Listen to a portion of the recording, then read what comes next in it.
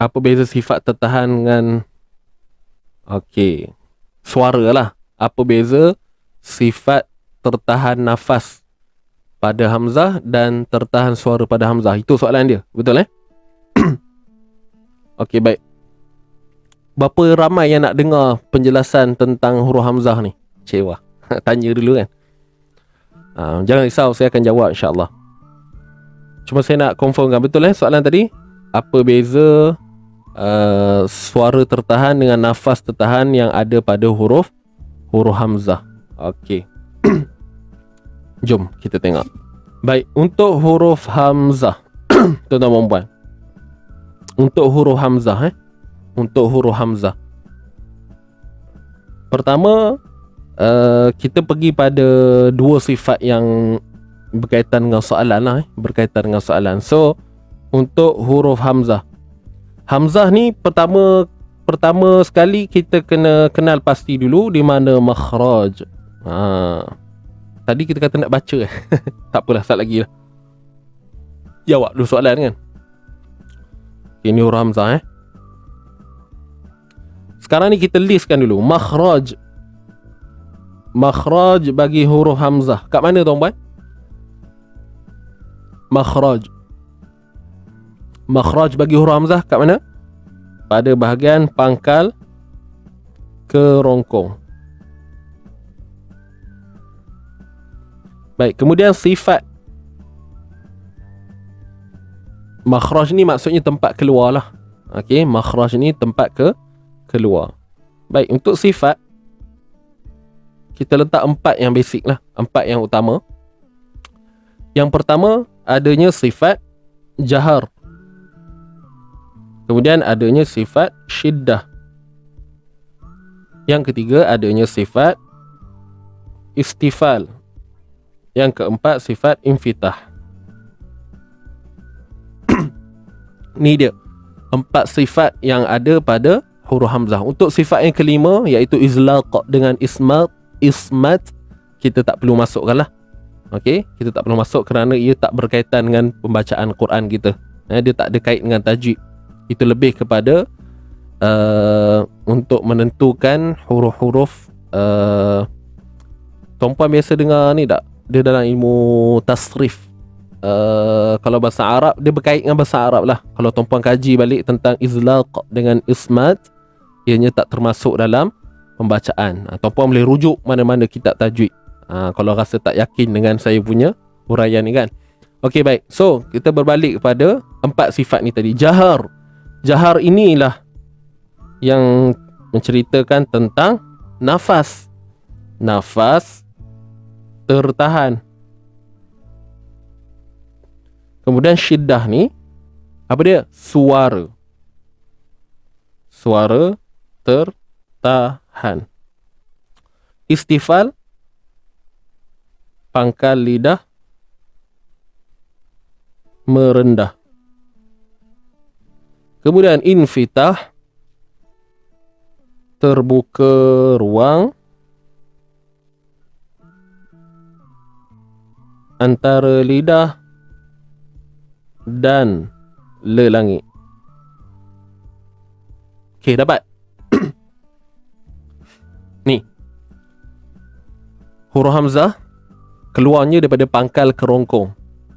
Okey, pangkal kerongkong. Baik, bila sebut pangkal kerongkong bermakna ianya berada pada kawasan mana? Kawasan peti suara. Peti suara. Peti suara. Okey, dapat ni. Pangkal kerongkong ni maknanya pada bahagian peti suara. Starting nak buka bunyi tu kan kita ada peti suara. Okey, kita ada peti suara. Bila terbuka je peti suara tu, maka di situlah permulaan bagi bunyi hamzah. Itu yang kita sebut pangkal kerongkong tu.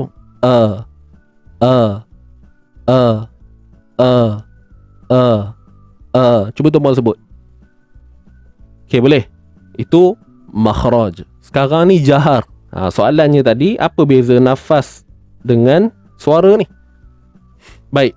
Pertama sekali, untuk suara tertahan ini melibatkan makhraj. Okay, kita cerita bab suara dulu. Kita cerita bab suara dulu. Ni yang nombor 2 dulu. Boleh? Baik. Hamzah ni adalah sifat suara yang tertahan. Macam mana yang dimaksudkan tertahan tu? Maknanya, okay, kita akan mudah dapat kesan suara tertahan ni apabila kita matikan huruf. Jadi tuan-puan, jom sama-sama kita matikan Hamzah ni. Matikan. Letak kita letaklah Hamzah juga kan. Matikan. Bunyikan.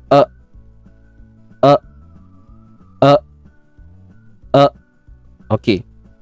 Bila kata suara tertahan ni, maknanya kita punya peti suara ini tertutup.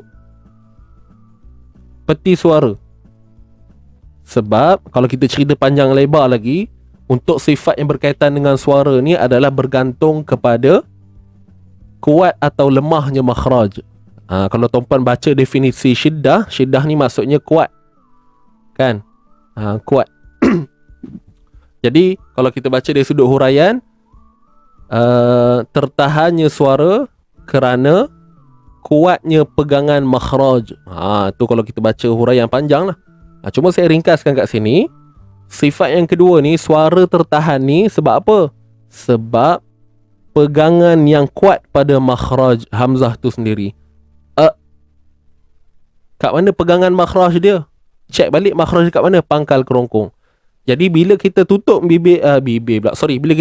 bila kita matikan Hamzah, kita punya peti suara ni, bayangkan kalau terbuka macam ni kan. Kalau kita tutup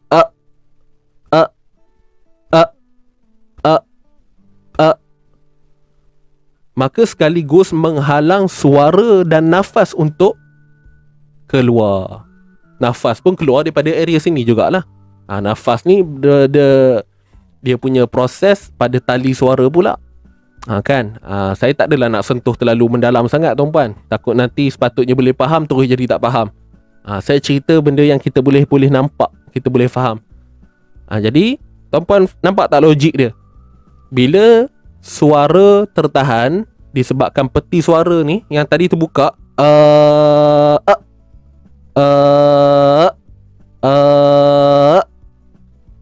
yang bunyi tersekat tu tadi disebabkan peti suara kita ni tertutup.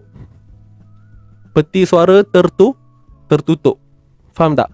Ibarat kita buka pintu, kalau angin tengah kuat kan, angin elok je keluar. Tapi bila kita tutup pintu, angin dah tertahan, tak boleh lalu dah. Sebab apa? Dah kena tutup. Boleh faham ni? Jadi bila suara tertahan, apatah lagi nafas, dah pintu ni tertutup, apa benda pun dia tak boleh keluar dah. Faham tak?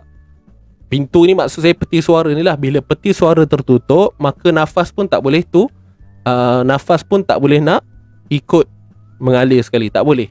Jadi sebab itu huruf Hamzah ni suara tertahan, nafas pun tertahan. Itu sahaja tuan-tuan dan puan. Boleh faham tak?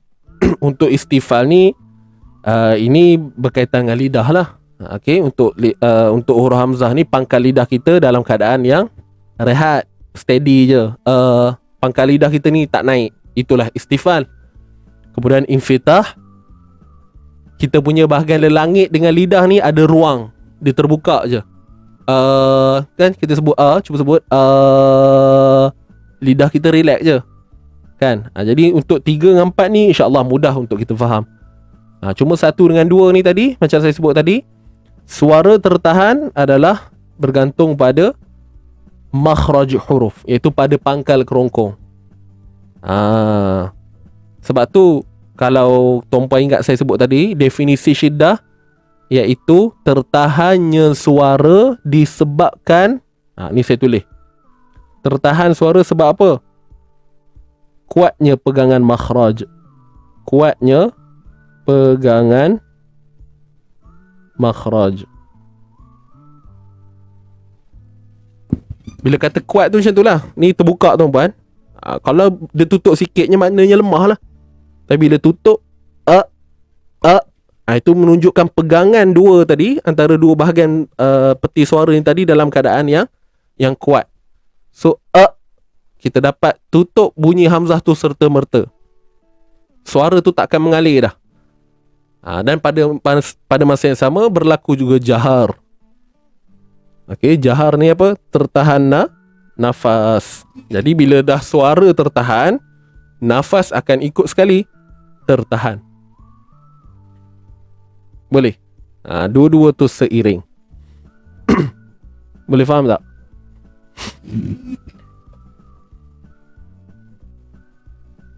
Clear ke tuan-puan? Kejap lah saya tunjuk rajah. Saya tunjuk rajah, mungkin ini sebagai penutup lah Saya tunjuk rajah pada tuan-puan.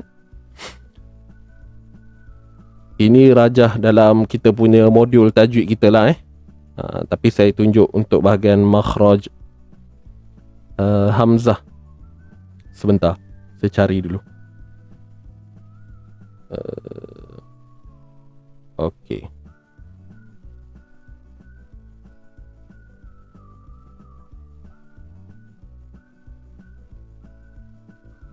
Ni nota kelas tuan-puan.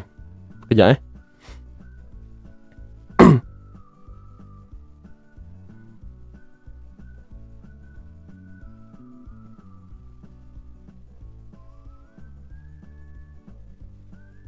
Okey, ni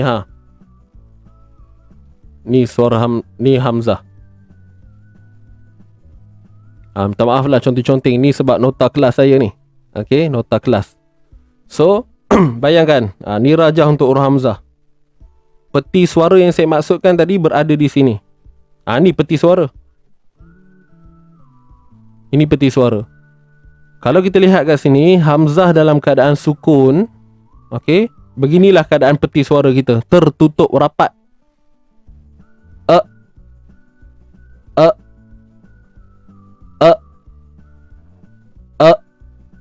Ni, ini kata pegangan makhraj yang kuat ni. Ini kalau nak detail tuan-puan, nanti ada rezeki masuklah kita punya apa dia bang? Advanced My Tajwid. Ni kelas proper lah. Kelas yang kita ikut silibus betul-betul, belajar satu persatu. Kan ni saya cerita secara ringkas saja. So ini dalam keadaan sukun. Bila kita sebut hamzah dalam keadaan berbaris, nampak ni, dalam keadaan berbaris, so nampak tak ada ruang ni? Kat sinilah suara keluar.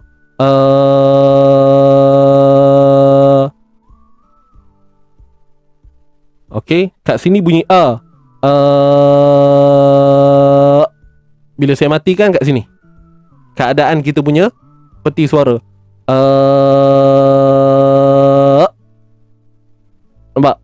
Itu syiddah, tertahan suara. Dia bukannya waktu kita sebut tu suara tak ada. Faham tak? Jangan tuan-puan bayangkan kita sebut ustaz tu ada je bunyi hamzah tu. Itu dia dalam keadaan mutaharrik, berbaris. Itu lain pula penjelasan dia. Kan? Cuma untuk kita faham mana yang dikatakan suara tertahan tu, kita akan dapati ketika ia sukun ataupun matilah. Waktu ni lah tuan-puan dapat kesan dia tak ada bunyi yang mengalir lagi dah. Tak ada bunyi dah. Ini saya rasa tuan-puan boleh faham lah. Jelas ke?